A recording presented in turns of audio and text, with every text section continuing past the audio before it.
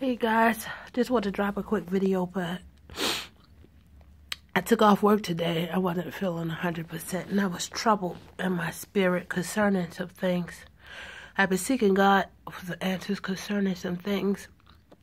And yesterday when I left church, it was almost as if I was lullabied to sleep and I had a series of dreams.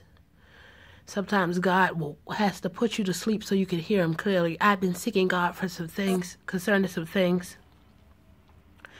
And he'd been silent. Or maybe it's because a lot of times when the enemy is pushing you so far, you will hear, anything will confirm what you want to hear. Anyway, I had a series of dreams. And the dream was about this woman and her little girl. I know the woman and the little girl in real life, and I knew them in the dream. I kept running into them in shoe stores. And it's really weird because I'm an introvert. So when I saw them, I kind of like avoided them. God help me, because I do that in real life, and I'm even doing it in my dreams. Pray, saints. But sometimes it's kind of hard for me to just have random conversations. I mean, you had to think of what to say. You had to smile even if you don't want to. I just think it's stupid. It's easier just to kind of avoid it. I know sometimes it could be the trick of the enemy, or sometimes it could be self-preservation. But anyway, even in the dream, I was avoiding them. But it was as if the little girl had spotted me. I mean, she didn't look because I was avoiding eye contact, but I could feel her pulling on me.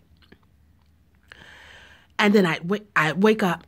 Well, I didn't literally wake up. In the dream, it felt like I was waking up because it was ending that and I would start another one. And I was in another shoe store. And I was thinking, why do I keep running into these people everywhere I go? But I remember the little girl's eyes. They were very significant. Maybe I'm a seer, so that's a whole other thing. But they were very significant. And even in the dream, it was like it zeroed in on her eyes. So then I would wake up. But the last time, it was a discount shoe store. And I remember thinking, you know what? I'm going to give them some money. Maybe it's something that they need because they're seeking shoes. And shoes is very significant anyway. Shoes is significant of like a new walk, a new anointing. They were seeking this. And I said, I'm going to give her some money because sometimes maybe that's the problem. And when I reached into my pocket to look for some money, I woke up.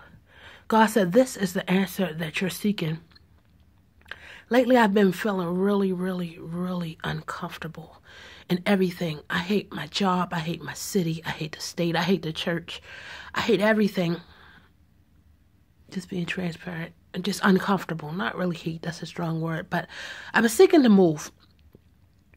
And a lot of times when I feel like that, or when God gives me dreams like that, that means because I'm not just feeling it for me. I'm feeling the burden of a people. God is saying that this uncomfortableness is not of him. And it's kind of hard to decipher because we're a people of discernment. We're used to going by what we feel and moving. And I know this is the season of shift and divine connections and things like that. And we're seeking for a people. But God is saying that the enemy is using that. He's taking advantage of that word to try to deceive his people, the people of God. Even like with Elijah, when he got frustrated and fled, God has been dealing with me with that. It was not because of fear. It was out of frustration. And God is saying that his fleeing had nothing to do with his inability to be victorious. His fleeing had all to do with his inability to withstand the pressure of the enemy. The enemy decides to pressure God's people simply so that they won't be victorious, so they won't be in place. We are assigned to a people, a generation beneath us. And all of this being tried by fire and things like that, it's really not even about us. It's about a people who were assigned to your hands. And if the enemy, he doesn't care if we go to Kalamazoo, New York, Chicago, wherever. The key is that you're not in place to impart, to jumpstart, to generate, to regenerate a people that you are assigned to. Because everyone don't have a parent, a pastor, a mentor. Everyone doesn't have people in their place. In place to equip them, because they don't have the same type of anointing. There are people with peculiar anointing that are waiting on your peculiar anointing to nurture them. And if the enemy can just get you out of place, then you're stuck with a whole generation of people, just like the one before us. Just like our generation, who are ill-equipped, who have to wait till they're 30 or 40 to figure out who they are, who have to be tried by fire and have to learn all over again in the late stages of life, because there was no one there to equip them. That's the plan of the enemy. There are people who are seeking. They're waiting for your anointing. Your anointing is not just for you. That's where we mess up at. It's not about us. We always think it's about us. The warfare is not about us. It's to get you to quit, but it's not only about us. The enemy wants us to flee so that the people who are assigned behind us won't be victorious in the next battle. Future battles. God is saying that no man goes to war at his own expense. He's going to finance this battle. He's going to finance the war. And when I say he's going to finance this war, that means you will lack nothing. Everything that you need, he's going to restore you. He's going to renew you. He's going to give you everything that you need to be victorious.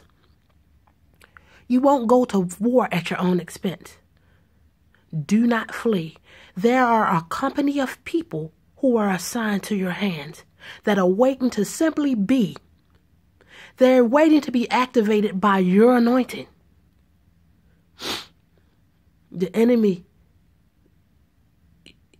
you're equipped for this. God said he has trained your hands to war and your fingers for battle.